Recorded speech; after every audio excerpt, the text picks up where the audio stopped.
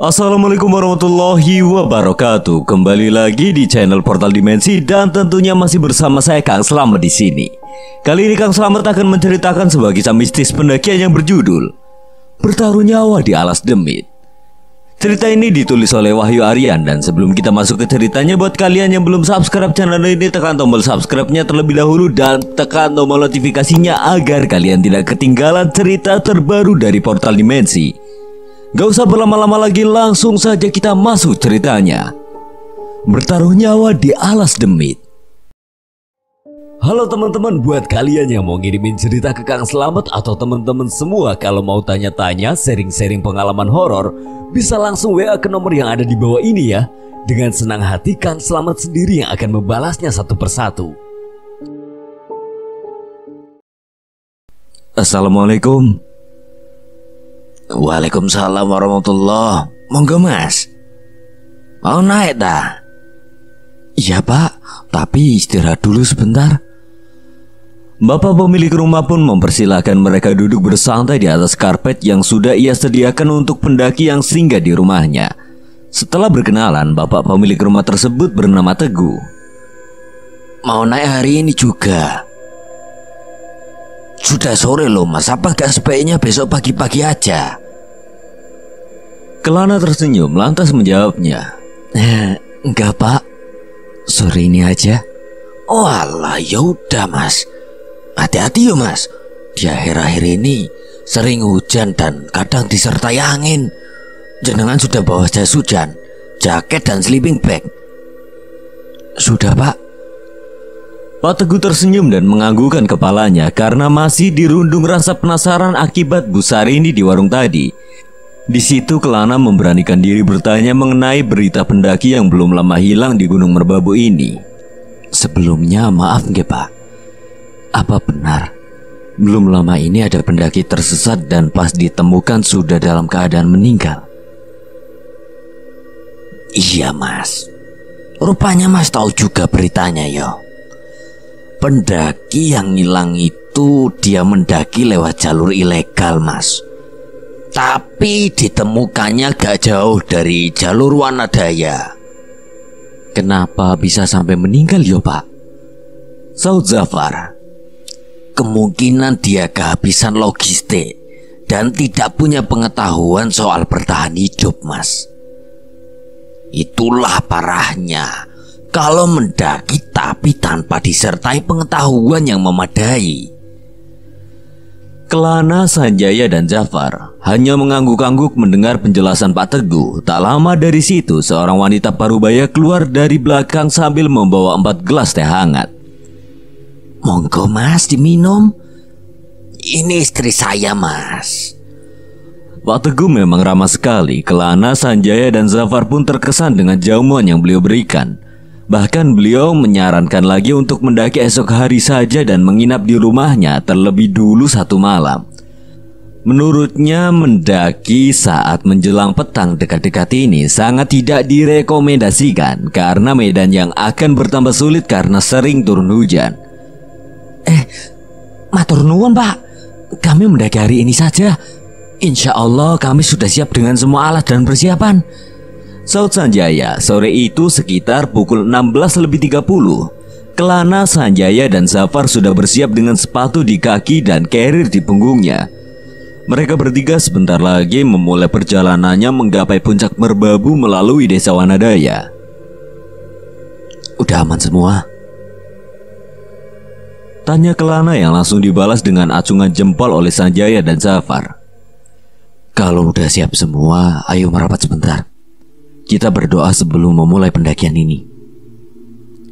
Selesai memanjatkan doa, mereka pun pamit dengan Pak Teguh dan istrinya di dalam rumah.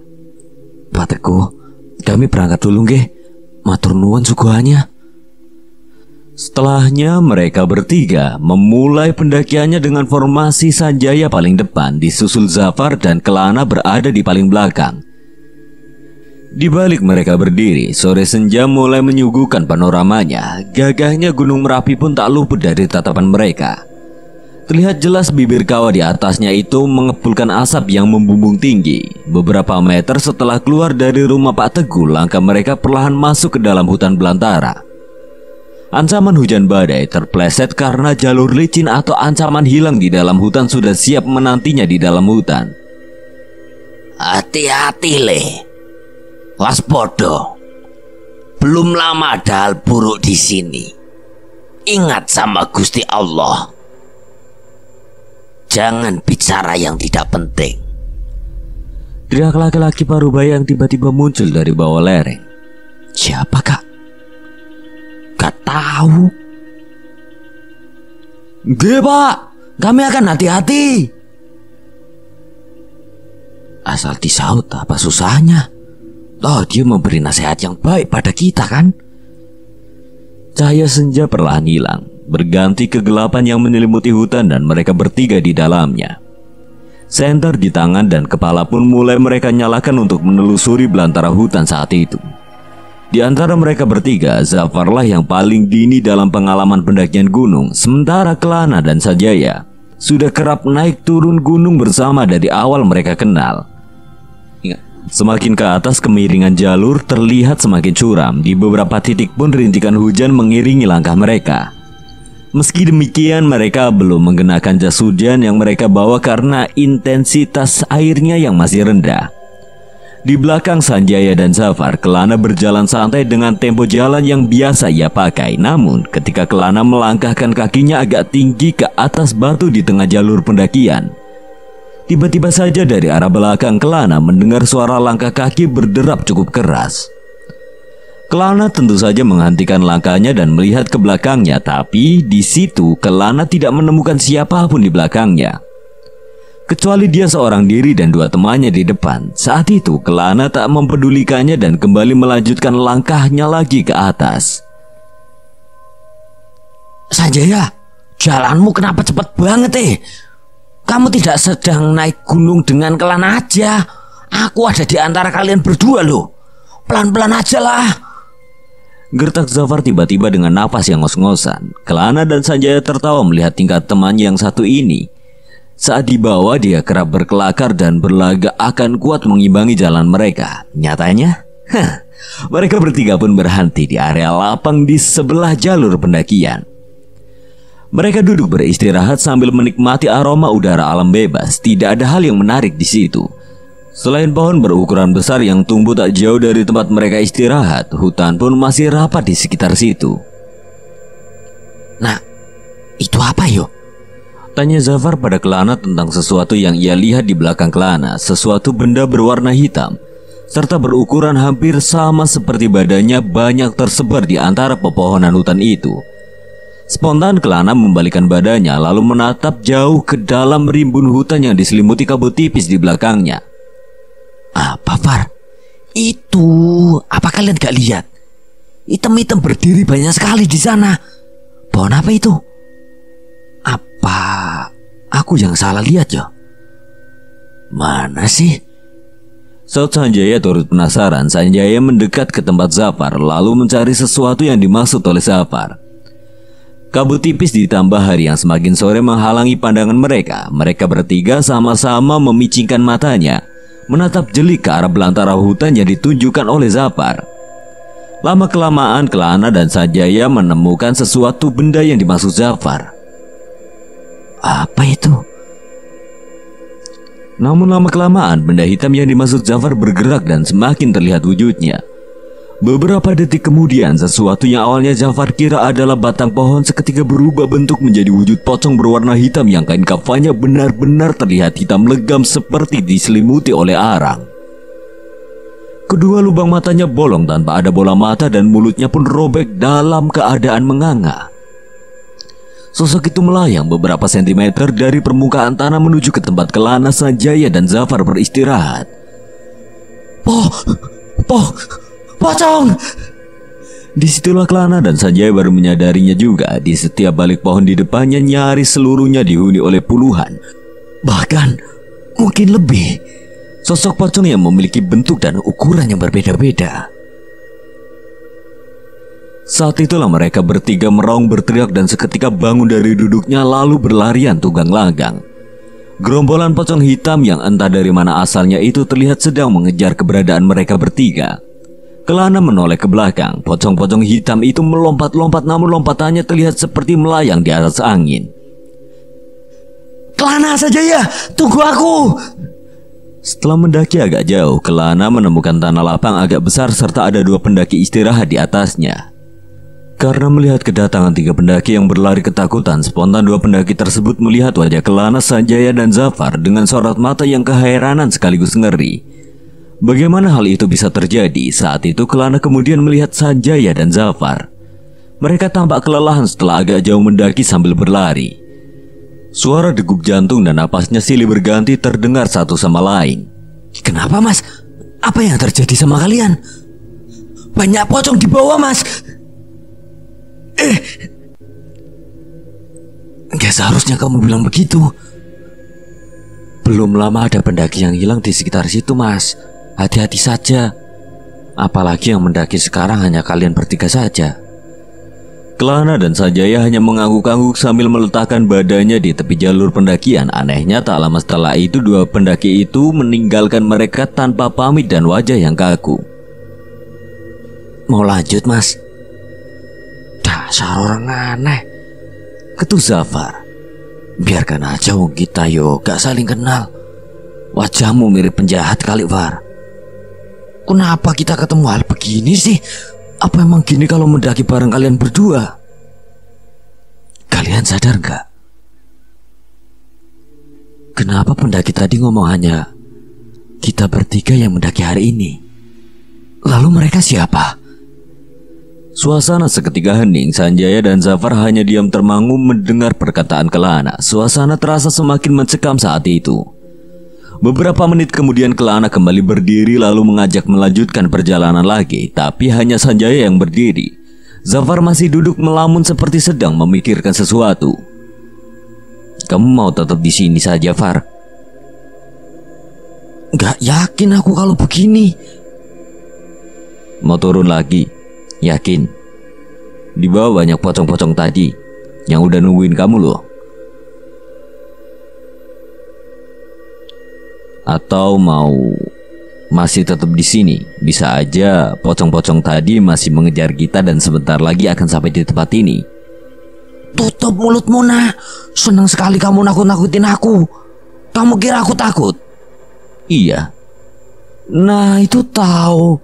Kalau udah tahu aku penakut, gak usah mulutmu menakut-nakutiku lagi. Wes ayo jalan. Kenapa aku sering terjebak di situasi sulit kalau sama kalian sih? Ayo lanjut. Siap lanjut. Kelana mengambil napas dalam-dalam dan membuangnya. Lalu memulai langkah kakinya pelan-pelan. Tanah yang lembab kembali ia tapaki bersama 2 temannya. Tapi di situ Kelana tidak bisa memungkiri kalau ada perasaan mengganjal yang membuat dirinya lebih waspada dari biasanya. Entah aku hanya ingin menikmati pendakianku ini dan tidak ingin berpikiran macam-macam. Tapi kenapa firasat ini suka seketika muncul? Suara azan maghrib dari masjid milik warga di bawah terdengar di telinga Kelana. Kelana menghentikan langkahnya lalu mengajak Sanjaya dan Zafar berhenti sejenak sambil beristirahat. Azan maghrib, kita berhenti dulu. Jalur pendakian yang semula masih terlihat dengan mata telanjang kini berubah menjadi hitam kegelapan. Hewan-hewan malam hutan pun kini mulai memperlihatkan eksistensinya. Kelana memimpin perjalanannya lagi tatkala azan sudah selesai berkumandang. Jalur pendakian di tahun itu jauh berbeda dengan sekarang yang sudah banyak rambu-rambu petunjuknya dan dapat dilihat dengan jelas. Hati-hati nak, jalannya sempit. Jangan sampai salah ambil jalan. Beberapa kali Kelana menghela nafas berat karena medan yang dilaluinya semakin berat dan menyusahkan. Suhu udaranya pun juga terasa semakin dingin. Tak lama setelah Zafar mengatakan itu, tiba-tiba terdengar suara yang bukan berasal dari alam.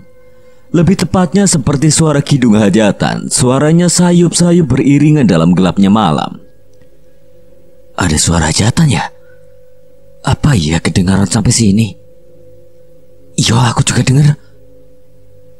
Apa itu berasal dari desa di bawah? Kenceng banget suaranya. Udahlah, gak usah dihiraukan. Anggap aja suaranya dari bawah. Gak usah dicari lagi. Kelana berjalan sementara suara kidung itu masih selalu menyertai. Karena berusaha agar tidak menghiraukan suara kidung itu, agar ia tidak terpengaruh akan rasanya, rasa yang kental dengan aura mistis penghuni merbabu. Hingga Kelana kembali menghentikan langkahnya lagi. Di situ ia baru menyadari jika kakinya tak lagi menapak pada jalan setapak seperti sebelumnya. Kelana berhenti lalu menyisir keadaan di sekitarnya dan menyenter jauh ke depan. Nah, ada apa? Kenapa tiba-tiba berhenti? Kelana masih diam. Ia masih terlihat memeriksa keadaan di sekitarnya hingga membuat kedua temannya merasa curiga. Kenapa sih? Coba lihat ke tanah. Lalu lihat di sekitar kita. Apa benar ini jalur pendakian? Spontan Zafar dan Sanjay pun melakukan apa yang dikatakan oleh Kelana. Mereka berdua kemudian memeriksa keadaan di sekitarnya. Iya ya, kenapa kita ada di sini? Seperti bukan jalur pendakian. Padahal malam belum lama datang, tapi sudah membuat Kelana, Zafar dan Sanjay bingung sekaligus ketakutan. Bagaimana bisa mereka kesasar hingga sampai ke sini? Kita putar balik lagi aja. Harusnya nanti akan sampai ke jalan yang benar dengan sendirinya kan? Kembali ke arah mana? Jalanannya hampir gak kelihatan nih. Kelana menyenter ke belakang, memeriksa ke segala arah. Menurutnya jika dilihat dengan seksama dan melangkah dengan hati-hati, ia masih bisa jika hendak kembali lagi. Bismillah, bisa. Biar aku lagi yang di depan. Beneran tahu arahnya. Kalian berdua percaya nggak? Kalau ada yang lebih paham, silakan. Biar aku paling belakang. Udah, kamu aja, sok jalan duluan. Aku nggak mau belakang loh. Kamu yang belakang, Jai. Tidak menunggu lagi, Kelana menuruni bukit dengan hati-hati. Jalanan yang lembab membuat kaki mudah terpleset jika salah sedikit saja saat menapak. Sepanjang perjalanan turun, Zafar terus-terusan ngoceh mengumpati perjalanan kali ini. Mending turun lagi aja kalau udah nemu jalan yang benar. Turun sendiri biar ditangkap sama gerombolan pocong tadi. Biar aku mendaki sendiri sama Kelana. Sudah, percuma juga kamu mengutuk keadaan sekarang ini. Dijalani aja. Aku pun bingung. Kenapa kita bisa kesasar ke sini? Untungnya keadaan masih memberi mereka bertiga cuaca yang baik. Bintang-bintang pun masih terlihat dari balik rimbunnya pepohonan. Kelana masih melihat Zafar dengan wajahnya yang kesal. Tapi mau apa lagi selain tetap berjalan daripada diam saja di hutan ini. Yang ada malah akan membuat keadaan semakin sulit. Waktu terus berputar hingga hampir 1 jam berjalan kembali menyusuri hutan yang banyak ditumbuhi tanaman liar hingga batas pinggang orang dewasa. Kerap kali Kelana menyingkirkan rumput-rumput liar yang menghalanginya. Tapi sampai di titik ini Kelana masih belum bertemu dengan jalur pendakian yang seharusnya. Kelana menghela nafas lalu berujar, "Berhenti dulu ya, capek." Apa emang udah sejauh ini kita salah jalan? Perasaan tadi gak lewat jalan yang rapat begini. Aku juga gak tahu. Aku tadi lihatnya ya jalan biasa. Aku baru sadar waktu di atas tadi. Cukup lama mereka bertiga berdiam diri di situ sampai akhirnya Kelana mendengar suara anak-anak seperti sedang bermain tak jauh dari tempatnya beristirahat. Hei, kalian dengar suara nggak? Belum sempat Kelana menyelesaikan pertanyaannya, tiba-tiba Zafar menyelanya. Anak-anak? Iya, aku dengar juga. Kenapa ada suara anak-anak di dalam hutan gini? Mereka bertiga bingung kenapa bisa ada suara anak-anak bermain di dalam hutan yang rapat begini. Apa mereka warga lokal yang sudah terbiasa main di tempat seperti ini? Tapi mana mungkin? Kelana berdiri memeriksa keadaan di sekitarnya sambil mencari dari mana suara anak-anak itu berasal. Suara itu kedengaran jelas tapi belum kelihatan di mana wujudnya. Kelana memeriksa keadaan di sekitarnya, menerawang jauh dengan mata telanjangnya, walau ia tahu itu tidak berpengaruh apa-apa. Mau cari kemana? Nggak tahu, jalan lagi aja yuk. Entah kenapa perasaan Kelana bertambah mengganjal, seperti merasa akan terjadi sesuatu hal setelah ini. Kelana berjalan lagi diikuti Zafar dan Sanjaya di paling belakang. Dengan berhati-hati Kelana memilih jalan mana yang harus ia lewati. Dia harus tetap tenang karena jika panik sedikit saja di saat tersesat begini bisa mempengaruhi pikirannya dalam mengambil sebuah keputusan. Tenang atau celaka, hanya itu pilihannya. Sekelebat bayangan hitam tiba-tiba saja melintas di depan Kelana. Kelana yang terkejut lantas sedikit tersentak ke belakang. Hal itu membuat Zafar yang di belakangnya pun ikut kaget. Astagfirullah, ada apa nak? Kamu lihat apa? Ada yang lewat, bayangan hitam, dan cepat banget. Sampai aku nggak bisa lihat apa itu. Beneran? Udah jalan lagi aja. Kali ini Kelana lebih berhati-hati dan waspada lagi. Di sisi lain suara anak-anak itu masih kedengaran sedari tadi. Kalau lihat apa-apa terutama sesuatu yang aneh, ngomong aja ya. Gak usah takut. Gak usah takut? Mana bisa? Kelana tetap berjalan tanpa menghiraukan perkataan Zafar. Sekelebat bayangan tadi muncul lagi dan berpindah dengan cepat dari pohon satu ke pohon yang lainnya. Secara alami keberanian Kelana bertambah sendiri. Ia menatap dan mengikuti bayangan itu saat bergerak. Sampai akhirnya bayangan hitam itu berhenti di satu titik dekat pohon terbesar di hutan ini. Kelana yang menyadarinya pun spontan berjalan ke arahnya. Apa kalian gak lihat itu? Apa itu? Sepertinya benar. Ada anak-anak. Coba aku periksa. Kelana mendekatinya, memastikan apa yang berdiri di sana. Kelana mematikan senternya lalu berjalan pelan dengan hanya dibantu cahaya bulan yang begitu terang. Langkahnya pun senyap, hampir tidak bersuara. Semakin dekat wujudnya semakin kelihatan. Ternyata yang dikatakan Sanjaya benar. Kelana melihat 3 orang anak kecil yang sedang bermain kejar-kejaran di atas tanah yang agak lapang, tapi ternyata tidak hanya ada mereka. Ada satu sosok lagi yang baru Kelana sadari keberadaannya.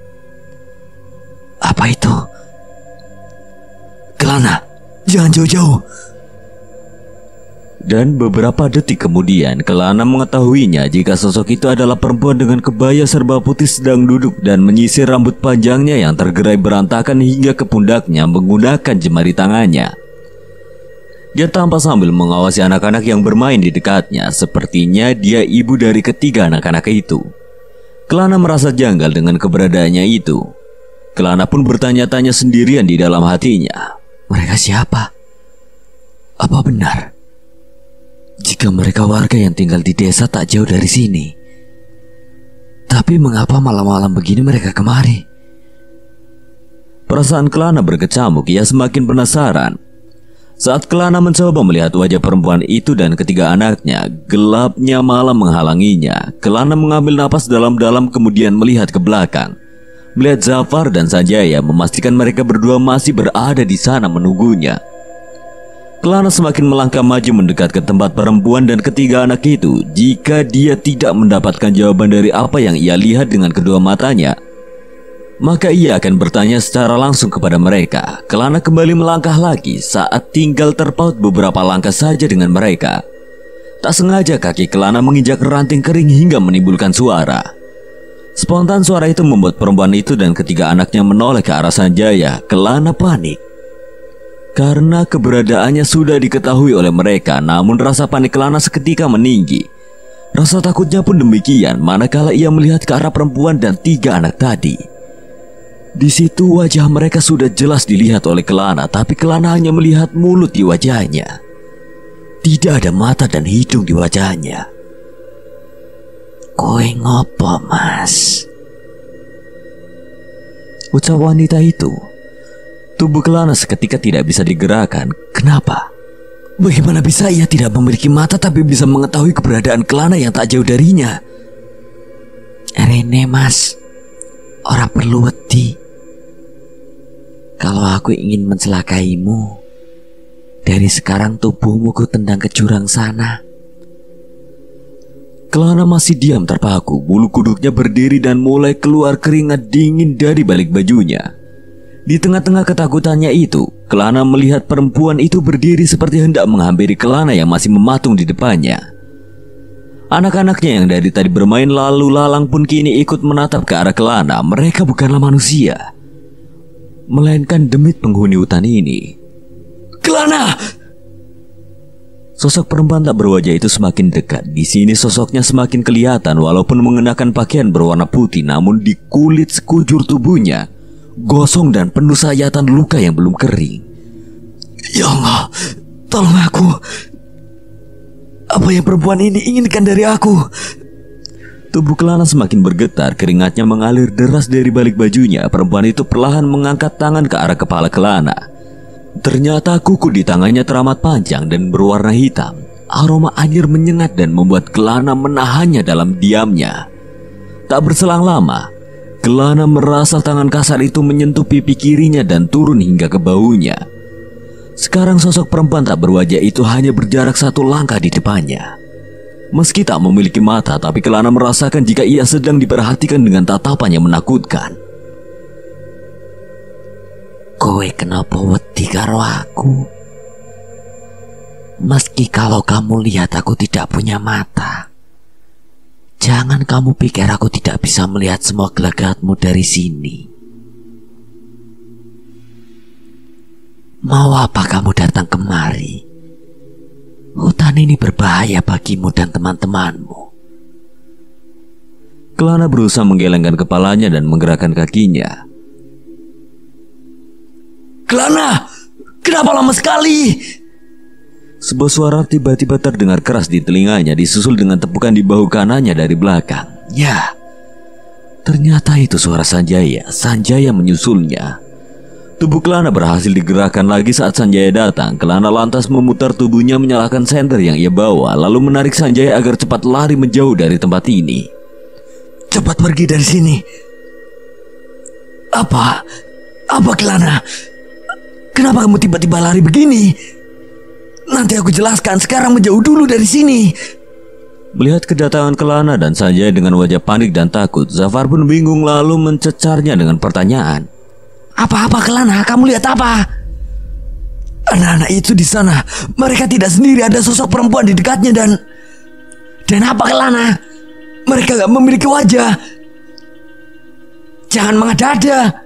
Buat apa aku bercanda atau membohongi kalian dalam keadaan begini? Coba lihatlah sendiri kalau berani. Zafar sadar ada yang tidak beres dengan kedua temannya. Kelana menatap jauh ke arah tadi. Sosok perempuan itu dengan ketiga anak-anaknya kini menatap ke arahnya. Perempuan itu tertawa menertawai ketakutan Kelana. Sanjaya dan Zafar dengan suaranya yang keras mengisi seisi hutan. Lebih waspada dan hati-hati. Sebenarnya dia siapa Kelana? Dia tadi yang kuceritakan. Dia bisa berpindah dari tempat lain ke tempat yang lainnya dengan cepat. Bahkan tidak terlihat. Waspada. Berdoalah sepanjang jalan agar tetap hidup sampai kita berhasil selamat. Kelana terus menyasak jalan yang hampir tidak terlihat di depannya. Kalaupun ia berjalan ke arah yang salah, hal itu tidak akan ia sadari karena saking tidak terlihatnya sisa jalur yang sudah mereka bertiga lewati tadi. Kelana terdiam, ia ragu mau melangkah kemana lagi. Aku harus jalan kemana lagi? Jalannya udah hampir gak kelihatan. Zafar dan Sanjaya pun menyisir keadaan sekitarnya, tapi sepertinya hal itu percuma saja karena tidak ada jalan atau petunjuk yang bisa mereka gunakan. Kita harus gimana lagi? Ucap Zafar yang terlihat putus asa. Meratapi keadaan dan hanya berdiam diri di sini bukanlah solusi. Kelana mencoba tenang, menghela nafasnya berulang kali sampai benar-benar tenang. Ia kemudian memutar otaknya, diarahkannya senter ke atas, memutarkannya ke segala arah sambil meniup fluid yang dari awal sudah menggantung di carrier pendakiannya. Apa yang kamu lakukan, Nak? sebagai sinyal SOS agar ada yang dengar jika ada orang yang sedang butuh pertolongan di sini. Semoga aja ada yang melihat kita dan mendengar kita. Melihat Kelana, Sanjaya dan Zafar pun mengikutinya. Sekarang mereka bertiga sama-sama mengarahkan senternya ke atas, ke segala arah, berharap ada yang melihat sinyal SOS yang mereka kirimkan. Namun setelah beberapa menit berusaha, tidak ada tanda-tanda orang yang menyadari keberadaan mereka bertiga. Masih belum ada yang tahu. Kita harus berbuat apa lagi, Kelana?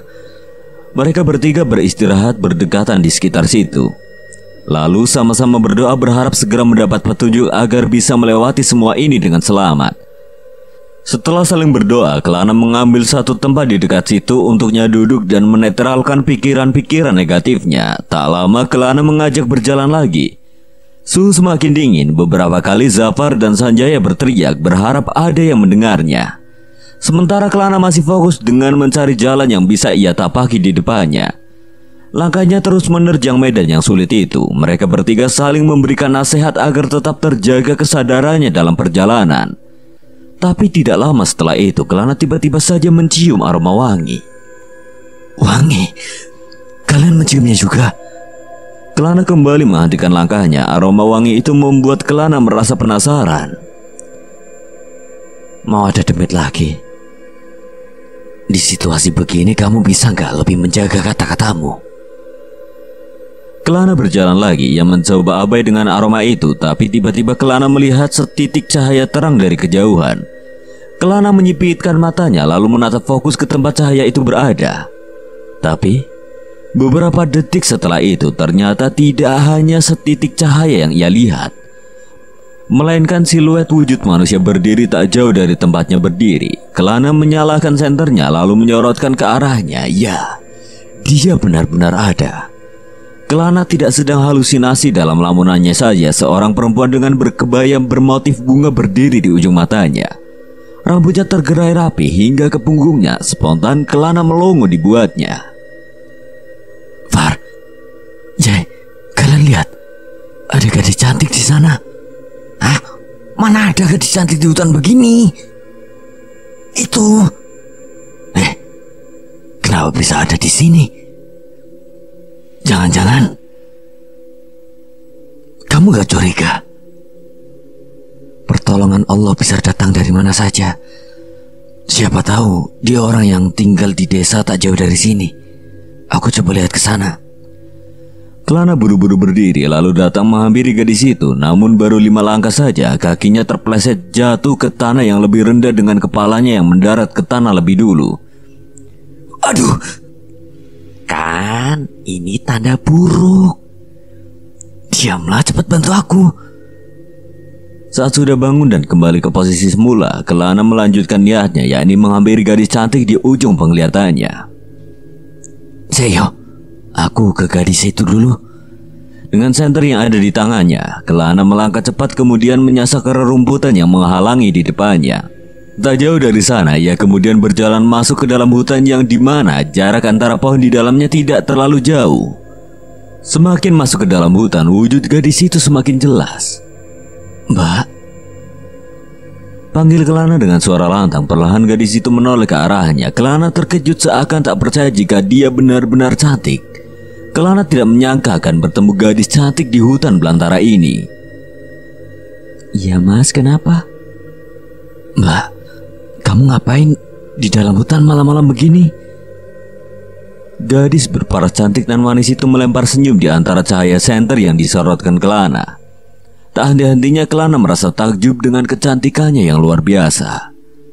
Saya mau pulang. Mas sedang apa di sini? Saya mendaki, tapi saya tersesat. Mbak, apa kalau saya diizinkan boleh ikut pulang ke rumah jenengan? Saya tidak tahu arah jalan pulang atau jalan ke puncak, Mbak. Mas mau ikut saya pulang? Kalau diperbolehkan, Mbak. Murni.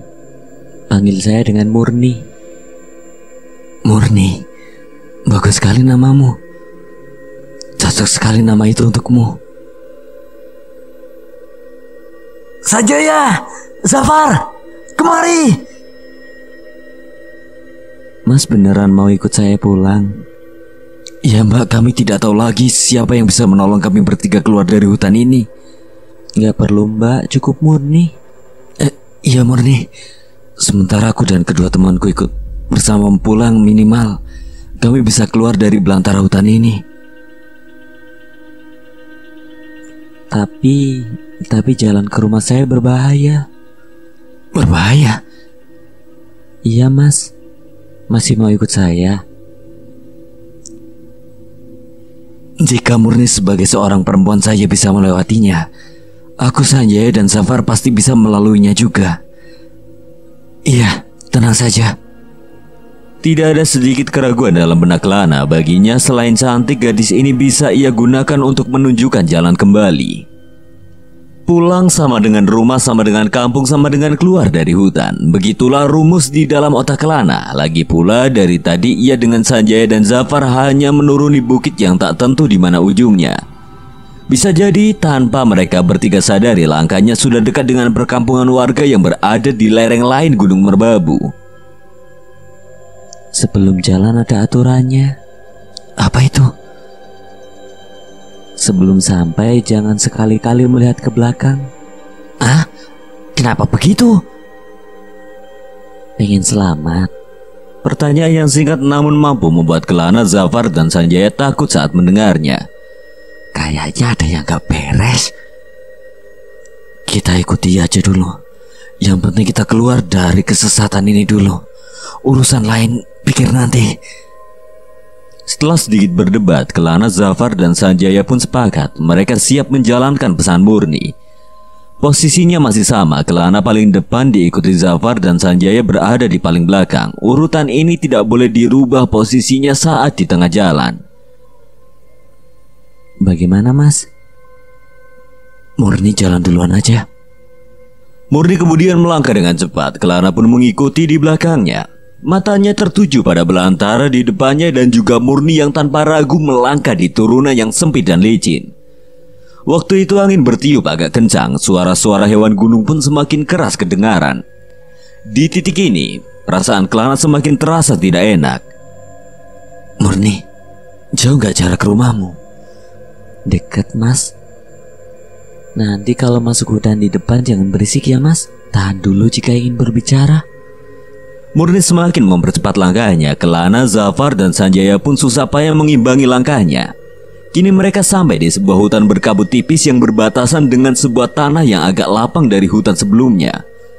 Suhu udara semakin dingin manakala Kelana, Zafar, dan Sanjaya tiba di sini. Beberapa kali Kelana seperti melihat mata-mata yang memancar merah mengintip dari celah-celah pohon dan rumput liar. Gak usah dilihat Mas, jalan terus aja. Ramai banget di sini. Apanya, Jay? Tenang Mas, teruslah lihat ke depan. Kalau kalian bebal, bisa-bisa kalian akan terjebak di sini selamanya. Apakah ini sebuah ancaman atau peringatan? Di balik parasnya yang cantik dan menawan, Murni sepertinya menyimpan sebuah cerita tentang hutan dan gunung ini. Medan kini berubah menjadi sebuah jalan setapak kecil yang diapit oleh pohon yang berjajar di kiri dan kanannya. Di sini Kelana tiba-tiba saja merasakan hawa yang tak asing baginya. Bulu kuduknya pun seketika merinding dan belum tahu apa penyebabnya. Angin sesekali masih bertiup, membuat suhu dingin malam itu menusuk hingga ke tulang. Suara gemerisik daun saat tertiup angin menambah Kelana semakin merasa waspada. Sayup-sayup Kelana mendengar sebuah suara muncul dari pepohonan di sekelilingnya.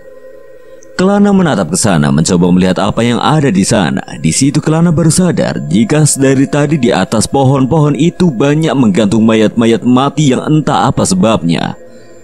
Sosok-sosok pocong hitam pun kembali ia lihat berada di sekelilingnya. Bahkan makhluk-makhluk yang tak jelas apa bentuknya pun bertebaran di sana. Murni, ini jalan kemana? Kenapa begini? Kamu mau bawa kami kemana? Murni tak bergeming, ia terus menyasak jalanan di depannya tanpa henti. Tak lama Murni mengangkat tangannya seolah memberi kode kepada Kelana agar tenang dan tidak perlu takut. Semakin lama Kelana merasakan semakin banyak kehadiran para penghuni hutan ini berkerumun dan memperhatikan setiap langkahnya bersama Murni, Sanjaya, dan Zafar. Hutan ini seperti pusat dari segala kehidupan gaib. Semuanya ada di sini berbagai bentuk dan berbagai wujud. Kelana bingung bagaimana bisa ia merasa semua ini. Padahal semuanya di luar batasnya. Kelana terus menjaga pandangannya agar tetap ke depan, seraya terus melafalkan doa di dalam hatinya agar kejadian yang tidak diinginkan tidak terjadi.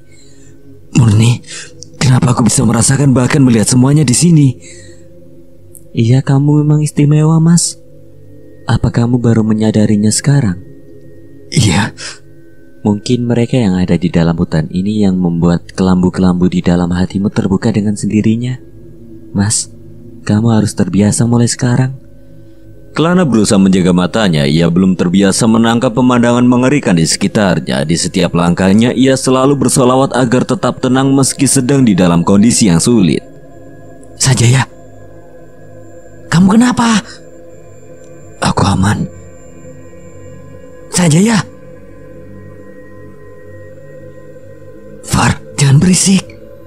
Berisik gimana sih? Aku dengar Sanjaya sedang merintih kesakitan. Apa kalian berdua gak mendengarnya?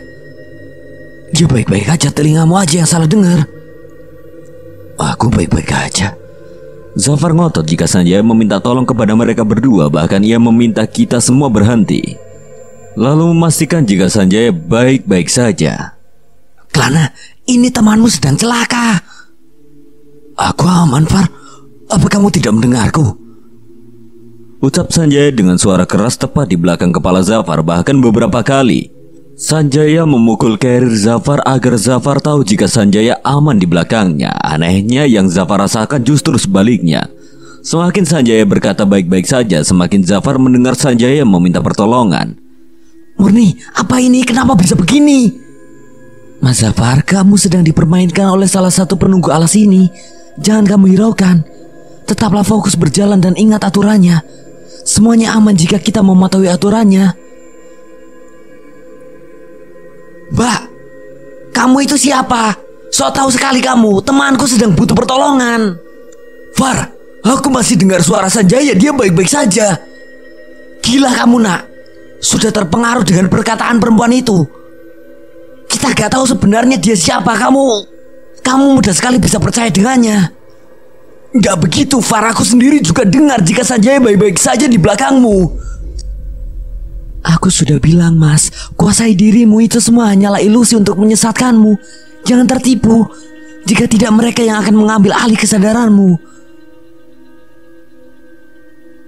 Far, apa kamu gak merasakannya? Hutan ini dipenuhi ratusan atau bahkan ribuan demit yang sekarang semuanya sedang memperhatikan kita. Terjadi perdebatan di antara mereka berempat. Saat itu Kelana berada di pihak Murni, sementara Zafar tetap kukuh dengan pendiriannya. Namun dalam hati kecil Kelana, ia bimbang dengan kondisinya saat ini. Dia berada di antara Murni dan Zafar. Murni, Kelana, jika kamu tidak mau berhenti, aku yang akan menolong Sanjaya sendiri. Zafar, aku gak apa-apa.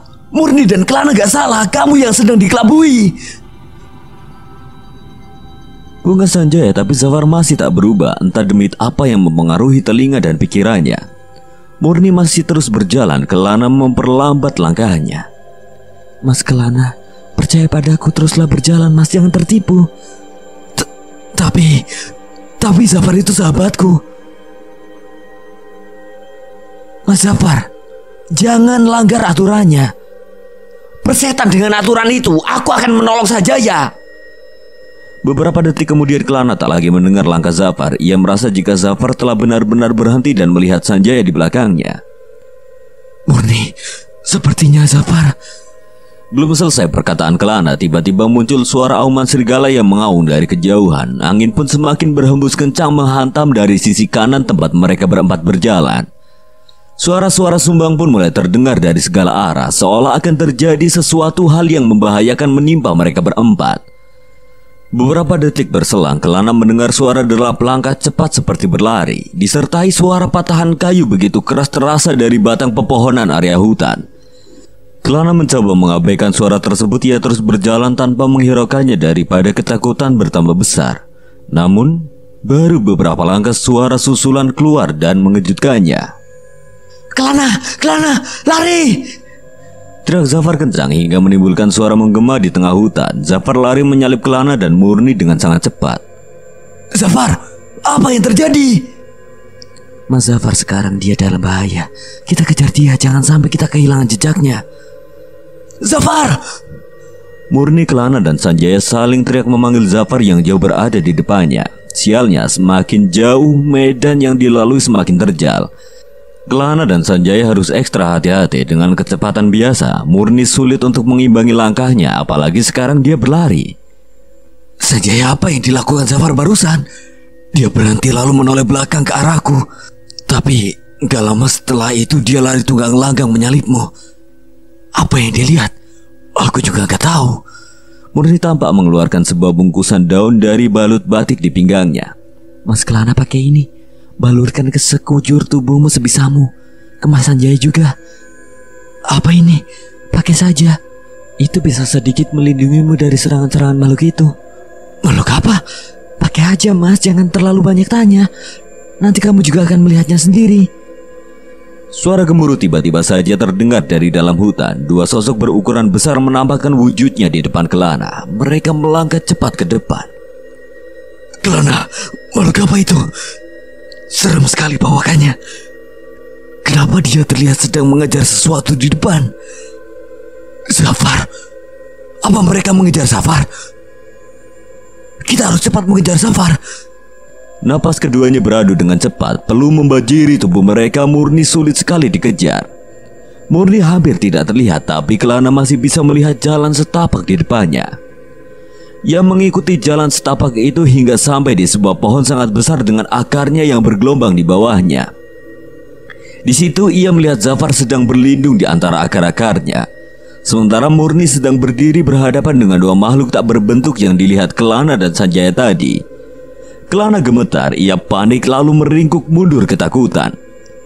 Dua sosok kembar yang memiliki tinggi 3 kali lipat dari ukuran tinggi Kelana. Badannya tinggi besar, bahkan pepohonan di sekelilingnya hampir sama dengan tinggi badannya.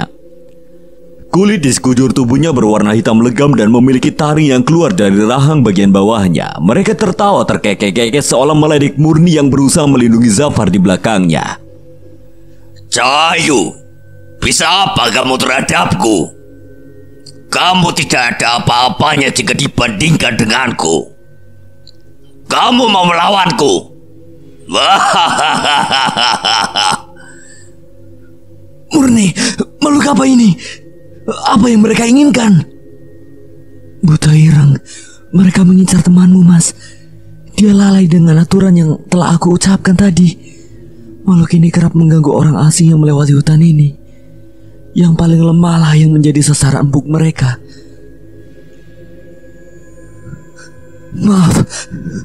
Maafkan aku Murni.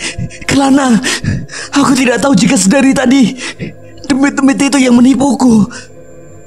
Kamu lemah Mas Zafar. Pikiranmu sangat mudah dipengaruhi oleh mereka. Sekarang kamu diam saja di situ. Berdoa saja supaya aku bisa mengusir makhluk-makhluk ini dari hadapanmu. Wesue, aku tidak merasakan darah dan daging manusia. Anak itu bisa jadi santapanku. Minggir Cahayu, kowe tutur urusanku. Mas Kelana, apa kamu bisa membantuku?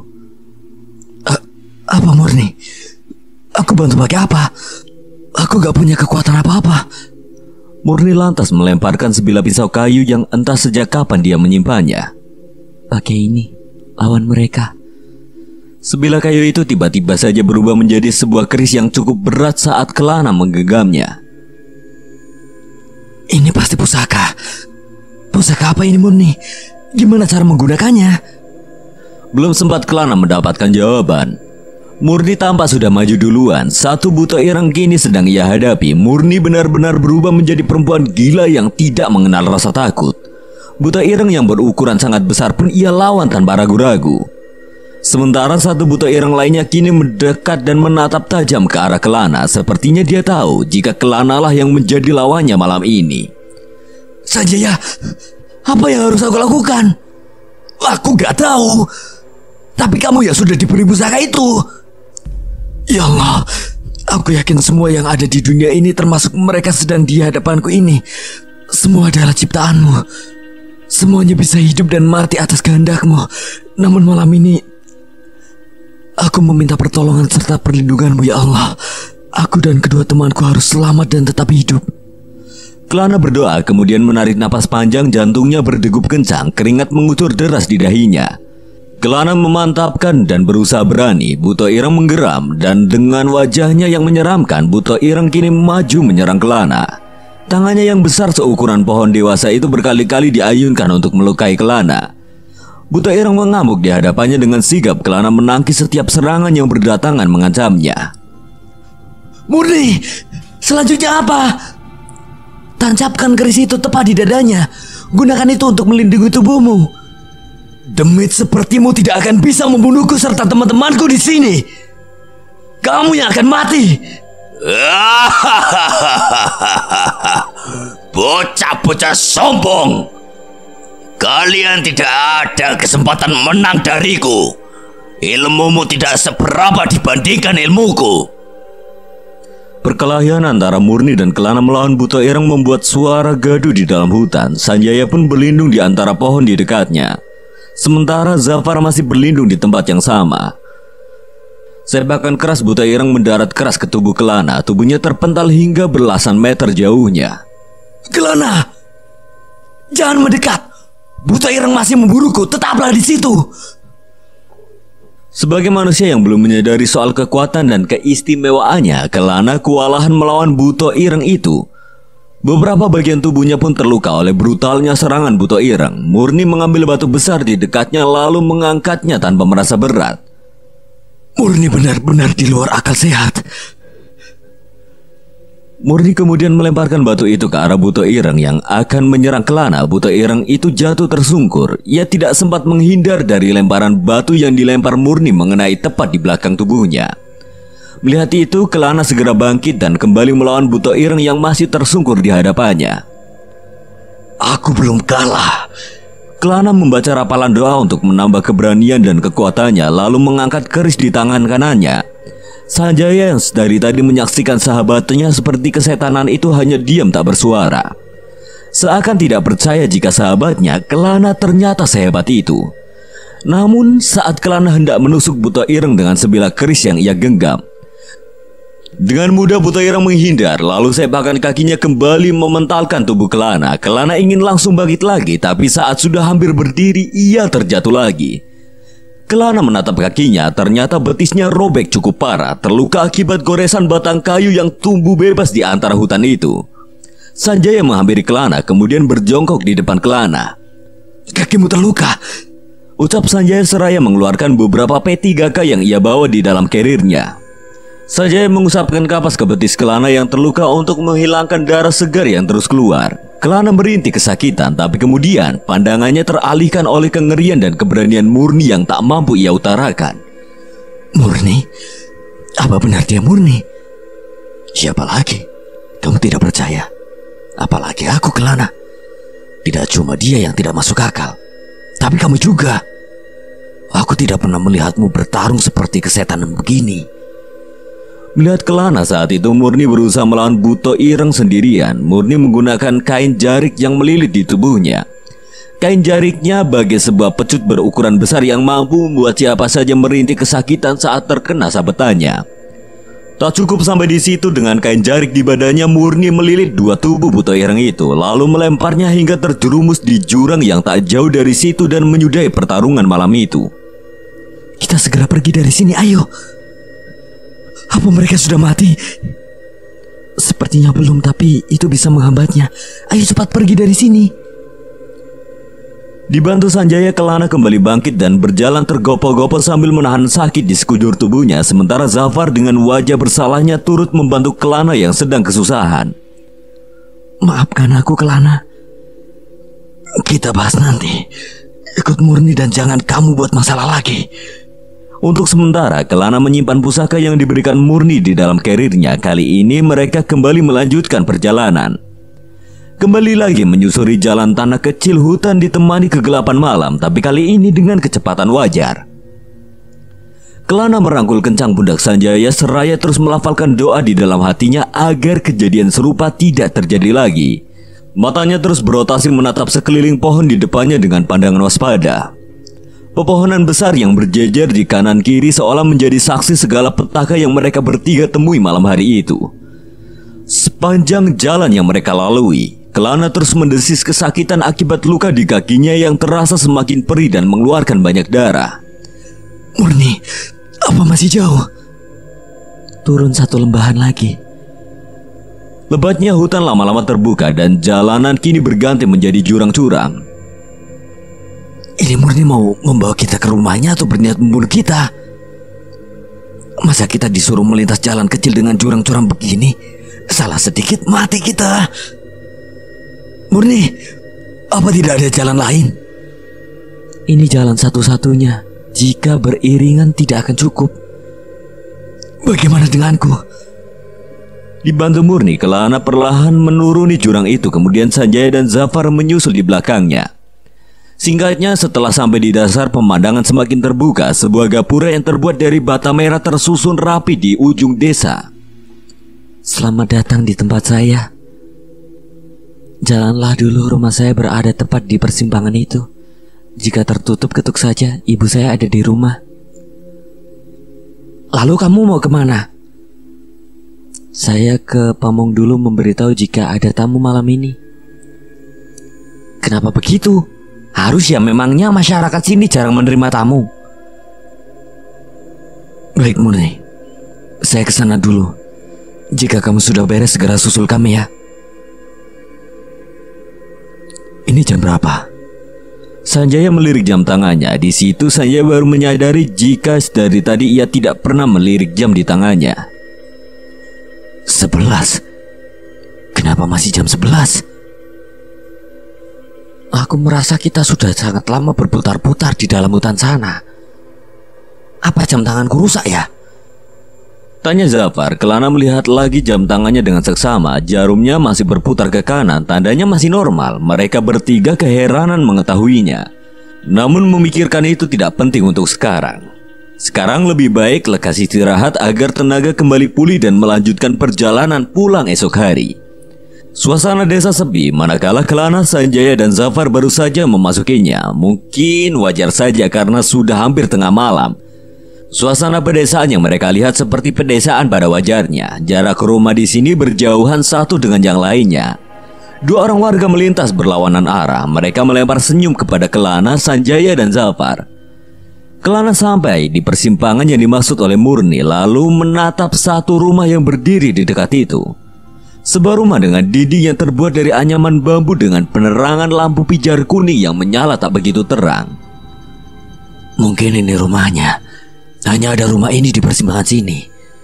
Mereka bertiga berjalan mendekat, menginjakkan kakinya perlahan di pelataran rumah itu sembari kepalanya menengok ke kanan dan ke kiri melihat sekitarnya. Mereka berhenti tepat di depan pintu rumah tersebut. Dengan jantung berdebar, Kelana dan Sanjaya mengetuk pintu seraya mengucapkan salam, mencoba memastikan bahwa rumah ini merupakan rumah Murni. Beberapa menit berselang tidak ada jawaban. Mereka bertiga berjalan pelan mendekati sebongkah kayu panjang di teras rumah itu. Lalu mereka duduk sembari beristirahat. Kelana memeriksa betisnya yang terbalut kasa yang sudah berubah warna menjadi kemerahan akibat banyak darah yang keluar. Aku coba ketuk lagi.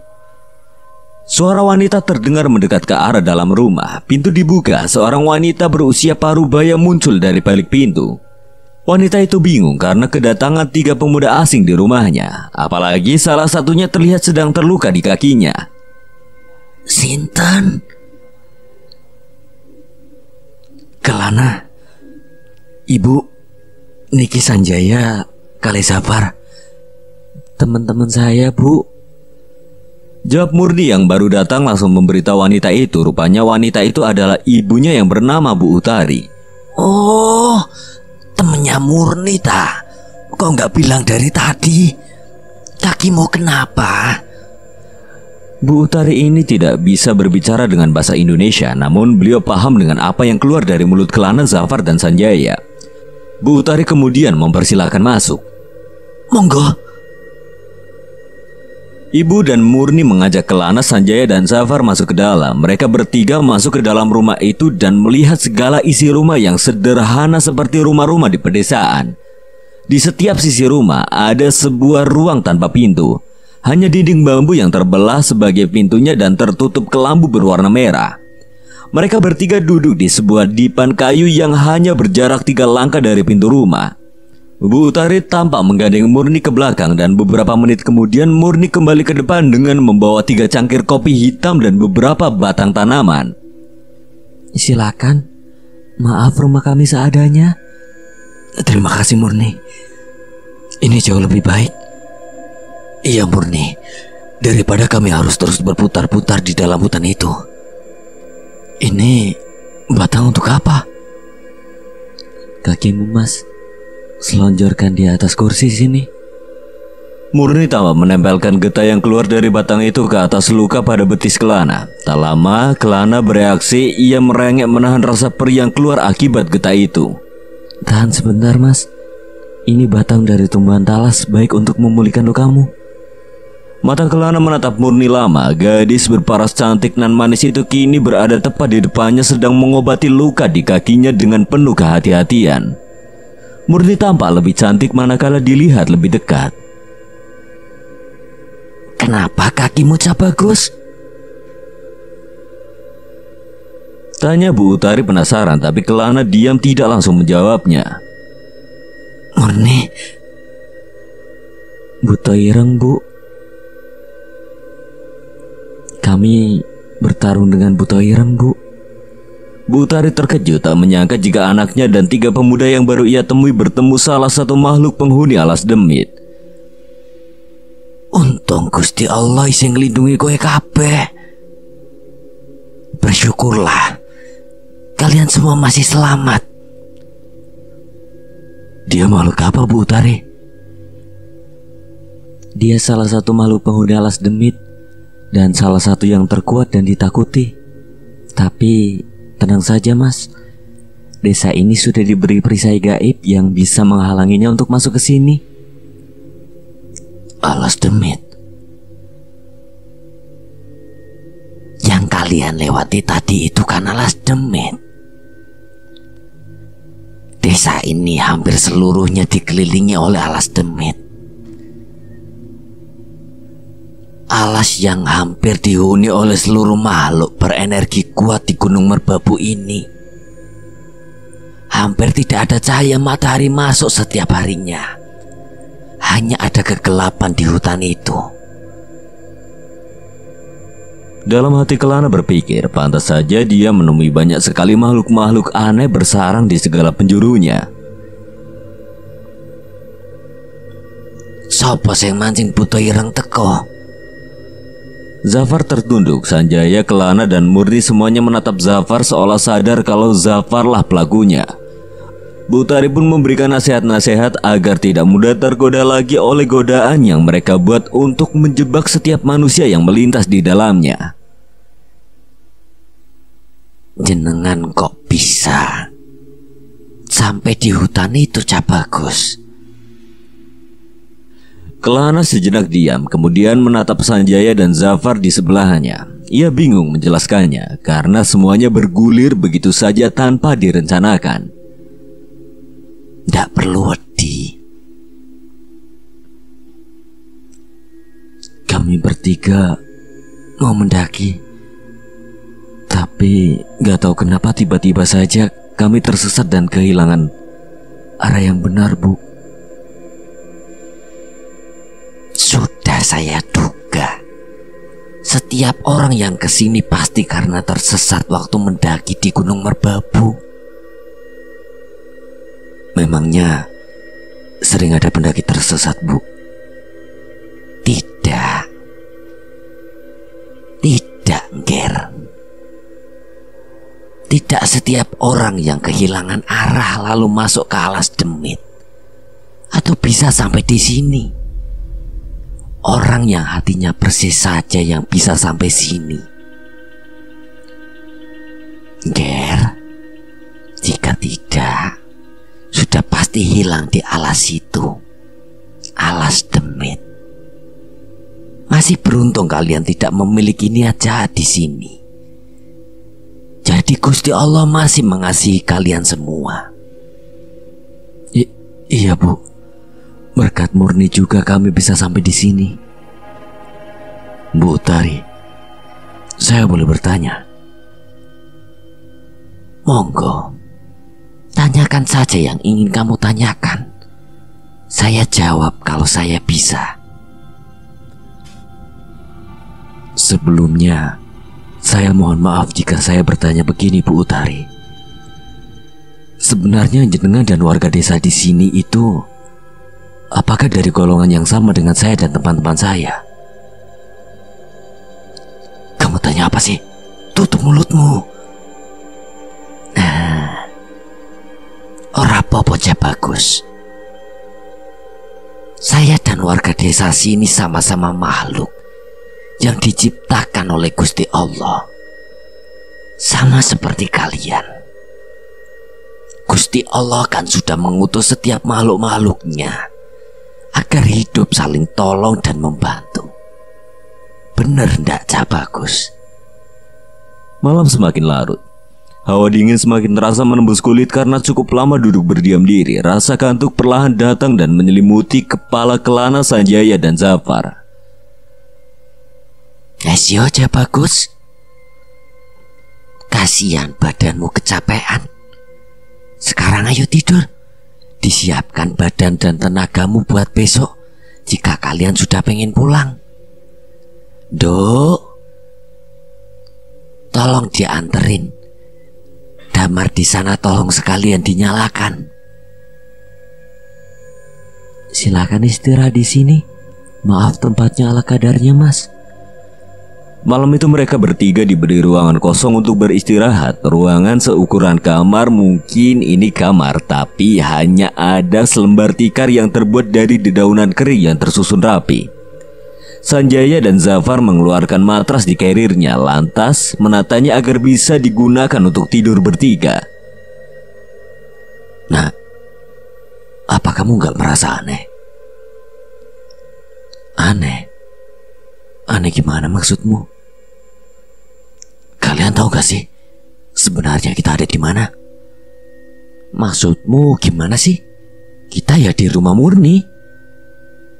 Sisa malam yang seharusnya mereka gunakan beristirahat, malah mereka gunakan untuk ngobrol. Desa ini, aku merasa aneh saja sama desa ini. Aku gak mau berburuk sangka lagi kepada Murni. Tadi dia sudah menolongku kok. Iya, kita sudah selamat. Gak lagi tersesat. Sudah toh? Murni dan ibunya sudah menolong kita. Apalah ya kita berprasangka buruk kepada mereka. Tapi Kelana, dari mana kamu bisa bertarung seperti tadi? Apa kamu punya kekuatan tersembunyi? Jika iya, sejak kapan kamu mendapatkannya? Aku gak pernah tahu kalau kamu bisa sehebat itu loh. Melihat bagaimana kamu melawan satu buto tadi, aku benar-benar hampir tidak mempercayainya. Ada Sanjaya, mana aku tahu. Aku baru menyadarinya juga.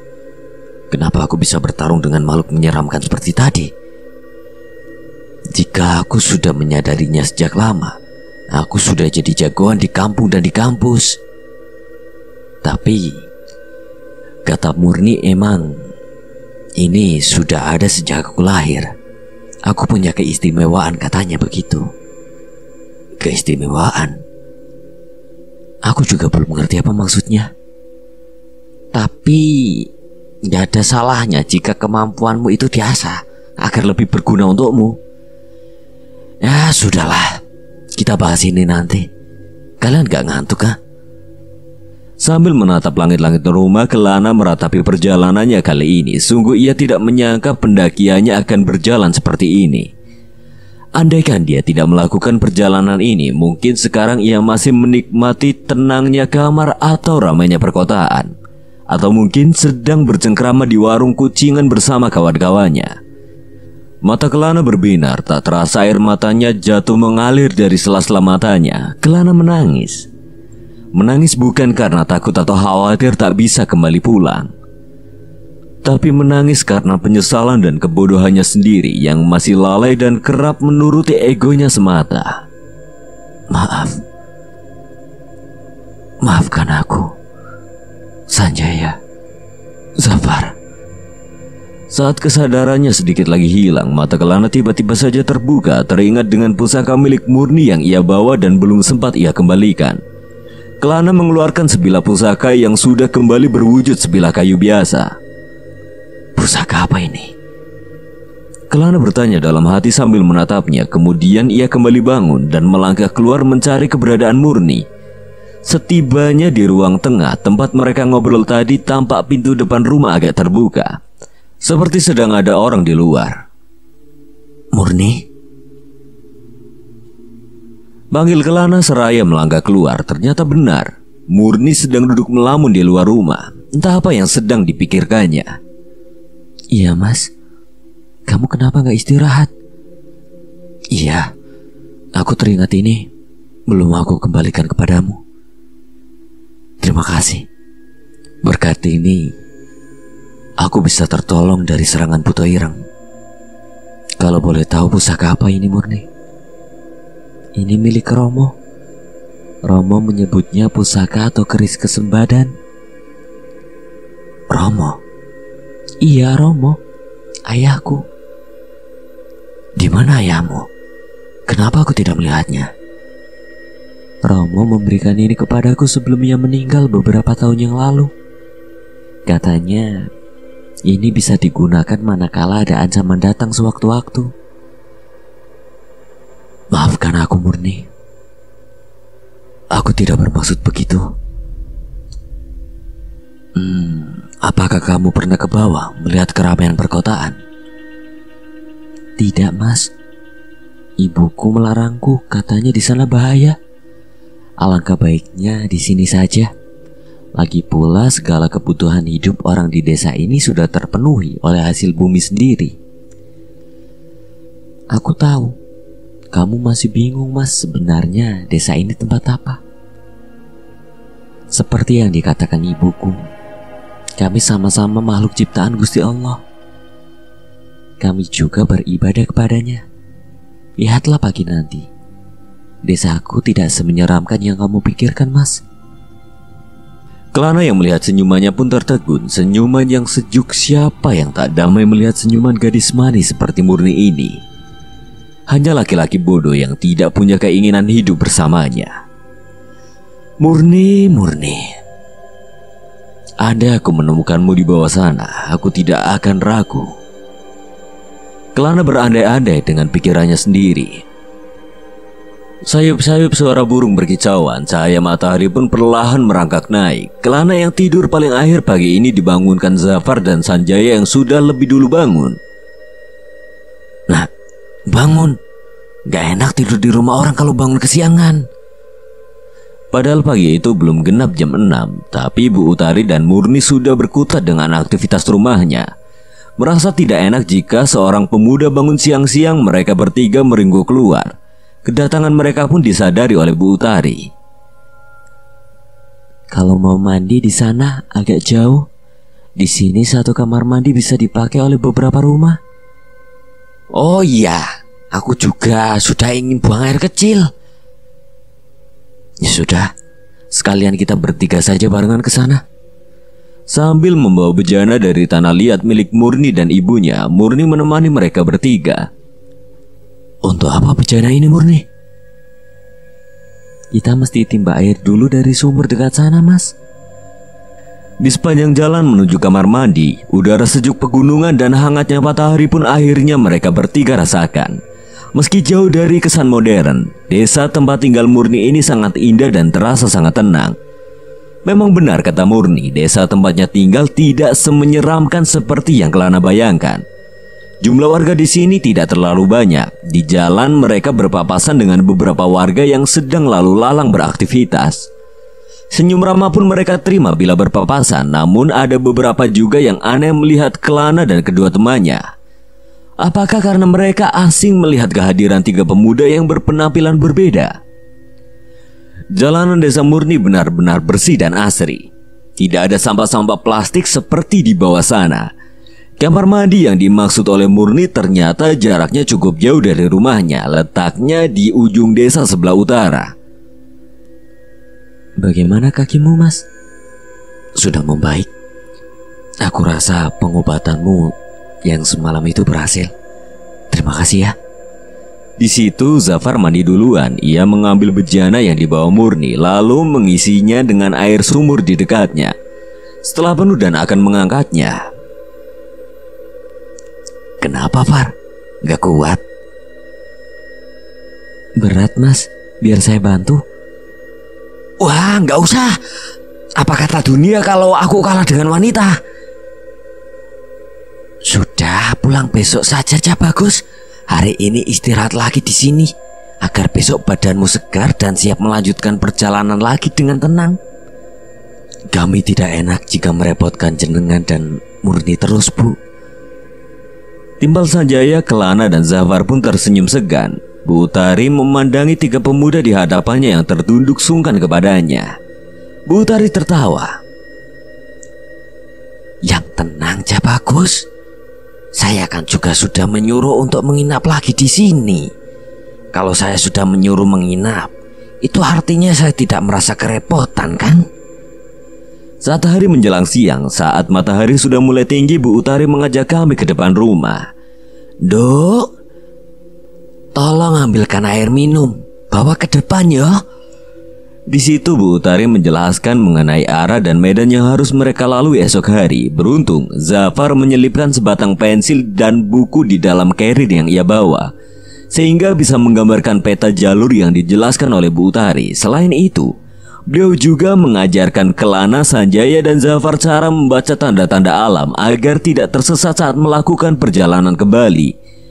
Karena besok mereka akan kembali lagi melewati alas demit. Alas di mana tempat bersemayamnya segala macam demit dengan berbagai wujud. Kelana, Sanjaya dan Zafar pun menyimak apapun yang disampaikan oleh Bu Utari kepada mereka. Semua itu cuma bisa dilihat saat kamu hati-hati. Cak Bagus, jangan tergesa-gesa saat menetapkan langkahmu. Besok kalian akan saya beri gula dan kelapa yang berguna untuk badanmu agar lebih kuat manakala bertemu bahaya di dalam hutan. Gula? Kelapa? Apa berpengaruh, Bu? Orang sini sudah biasa menggunakan gula dan kelapa saat masuk hutan untuk mencari bahan makanan atau hewan buruan. Ini merupakan kepercayaan orang sini. Bagaimana cara menggunakannya, Bu? Dimakan, Mas, tapi sedikit saja. Begitu saja. Ora tole. Bismillahirrahmanirrahim. Gusti Kang Maha Suci, kula nyuwun diayomi. Ora ana donya guna lan kekuatan ing donya iki kecuali saka Gusti Allah Kang Maha Agung. Itu adalah doa. Tidak ada kebesaran yang melebihi kebesarannya Gusti Allah. Jangan mudah tergoda. Jangan mudah percaya dengan apa yang kalian temui di dalam hutan. Ngerti, Ger? Semuanya mengangguk. Bu Utari menjelaskan banyak hal, bahkan beliau juga memberikan ilmu mengenai apa saja jenis tanaman di hutan merbabu yang aman saat mereka gunakan untuk makan. Baik dan tulus sekali Bu Utari ini. Nanti biar Murni yang menyiapkan bawaanmu semuanya. Bisa kan, Cahayu? Murni pun mengangguk pelan dan menjawabnya dengan lembut. Ternyata jauh di dalam hutan Gunung Merbabu ada sepasang wanita yang punya hati baik dan lembut. Sifat baik dan kehati-hatian Murni ternyata adalah keturunan dari ibunya yang sangat baik kepada kami. Tuhan, terima kasih atas segala pertolongan dan kemudahan yang Engkau berikan kepada kami. Meski kami masih sering lalai kepadamu. engkau tak pedulikan itu. Siang berganti sore dan sore pun berganti malam, bersamaan dengan suara-suara hewan malam yang mulai keluar eksistensinya. Kelana, Sanjaya dan Zafar mulai istirahat dan sedikit mengemasi barang-barangnya. Ternyata tinggal di sini walau hanya sebentar sudah membuatku kerasan, ucap Sanjaya. Kelana tersenyum kecut, pasalnya kemarin Sanjaya berpikir yang tidak-tidak mengenai Bu Utari, Murni dan desa ini. Pertemuan yang begitu terkesan seperti apapun pasti akan menemukan perpisahan. Murni, gak kerasa besok aku dan 2 temanku pulang. Terima kasih atas kebaikanmu kemarin dan hingga sekarang. Bagaimana caraku membalas kebaikanmu dan ibumu? Murni tersenyum pada Kelana dengan wajah agak tersipu malu mendengar kata-kata Kelana. Gak perlu mas, Romo dan ibu selalu menuturiku untuk berbuat baik kepada siapapun, termasuk pada kalian meski bukan dari sini. Murni, kalau boleh jujur, aku sangat suka melihatmu kalau tersenyum. Rasa takut dan gelisahku seakan runtuh manakala melihat senyum yang terlukis di wajahmu. Tapi besok aku tidak bisa lagi melihat itu. Tapi aku sadar, Murni, kalau aku itu hanya tamu dari luar, yang jika aku bisa pulang dan kembali mendaki ke gunung ini, entah bisa bertemu denganmu atau tidak. Malam itu meski gelap, langit bercahaya akibat dipenuhi banyak bintang. Namun meski begitu, dada Kelana juga dipenuhi rasa bimbang dan sesak. Murni hanya terdiam mendengar kata-kata Kelana. Kelana melihat Murni, ia tampak sedih soal meratapi waktu yang sangat cepat berlalu. Maaf Murni. Sudah malam, ayo istirahat mas. Besok kamu harus kembali melanjutkan perjalananmu. Jangan sampai kamu lemas karena kurang tidur malam ini. Sebelum melangkah jauh, Murni sempat menatap Kelana dengan mata yang berbinar dan senyum manisnya yang masih sedikit mekar. Sinar fajar mulai menampakkan warnanya dari celah-celah rumah. Pagi ini merupakan waktu yang berat bagi Kelana karena harus meninggalkan desa Bu Utari dan Murni, perempuan yang dia kagumi sejak pertama kali bertemu. Kelana, Sanjaya dan Zafar mengemasi lagi barang-barang yang belum sempat mereka kemasi kemarin. Di luar, Bu Utari pun sudah menyiapkan gula dan kelapa yang beliau ceritakan kemarin. Semuanya terbungkus rapi di dalam lembaran daun pisang yang entah kapan beliau mengambilnya. Termasuk beberapa singkong rebus yang sengaja beliau buatkan untuk bekal perjalanan Kelana, Sanjaya dan Zafar. Sungguh tulus sekali Bu Utari ini. Kelana bingung entah dengan apa dia bisa membalas kebaikan beliau. Sudah Bu Utari, gak perlu repot-repot begini. Persediaan makanan kami insya Allah cukup sampai kami sampai bawah lagi. Kamu tahu kapan kamu bakal sampai, Jabagus? Apakah masih jauh perjalanan kami, Bu? Jauh, dekat, tidak ada yang tahu. Jabagus, alas ini luas. Perjalananmu iso suwe. Bisa juga kalian menebas di antara hutan itu. Demit-demit yang kalian temui kemarin bisa membuat lama perjalananmu. Kalian tidak bisa tahu semua itu. Tugas kalian adalah jaga-jaga dan waspada dari bahaya dan godaan-godaan dari hutan itu. Ngerti, Jabagus? Iya Bu Utari. Terutama kamu, Jabagus, kamu yang tak lihat paling tidak bisa mengatur emosimu. Bu Utari, Murni, hampir 2 hari ini kami bertiga merepotkan kalian. Kami ucapkan banyak terima kasih. Kami juga minta maaf jika seandainya kehadiran kami mengganggu. Sebenarnya saya masih betah kalau diminta menginap lagi di sini. Tapi ada tanggung jawab yang mesti kami kerjakan di kehidupan kami di bawah sana. Murni tertunduk lesu, sangat ketara. Linangan air keluar dari matanya yang biasa Kelana lihat sangat indah itu. Linangan air itu mengisyaratkan jika ada rasa duka menerima kepergian ketiga pemuda di depannya, terlebih Kelana. Kowe ngopo Tondo? Murni menggeleng mencoba mengelak dari rasa sedih yang sebenarnya bisa dilihat semua orang di sana.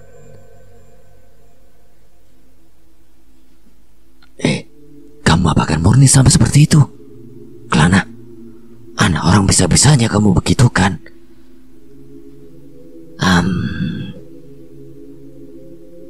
Aku ngerti apa sing kok pikir Nondo. Ibumu paham. Tapi kita dan Kang Mas di depanmu ini beda. Kita tidak bisa meninggalkan desa ini. Ibu sudah mengira dari awal. Yang sabar. Kalau memang Allah menakdirkan kalian berdua bertemu lagi, pasti akan bertemu lagi. Sudah Bu, saya sudah ikhlas. Tidak usah khawatir, jawab Murni seraya memaksa wajahnya tersenyum sambil menyeka air matanya yang masih terus saja keluar. Murni berusaha menutupi kesedihannya di pagi itu. Waktu terus berputar dan hari pun semakin siang. Saat matahari perlahan meninggi, Kelana memaksakan kakinya untuk mulai melangkah keluar rumah. Hatinya sedih, perasaannya pun demikian. Semoga pertemuan ini bukan menjadi pertemuan terakhirku dengan Murni. Diingat-ingat Joja Bagus, apa yang saya sampaikan kemarin itu untuk peganganmu nanti selama perjalanan. Semoga perjalananmu semua selamat sampai tujuan.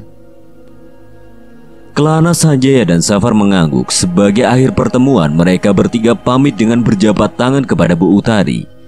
Mencium tangannya sebagai tanda hormat mereka kepada beliau yang telah membantunya bertahan hidup selama ini.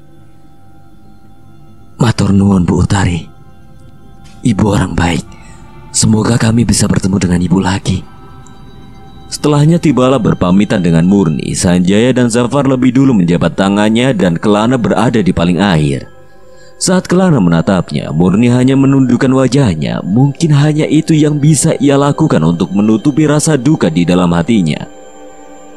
Kelana masih meraih tangannya, lalu menatap dua bola matanya yang semakin deras dengan air mata. Meski tidak sedang tersenyum, Murni masih terlihat manis walau tidak sedang tersenyum. Murni, aku pamit. Terima kasih. Dan maaf jika kami harus pergi sekarang.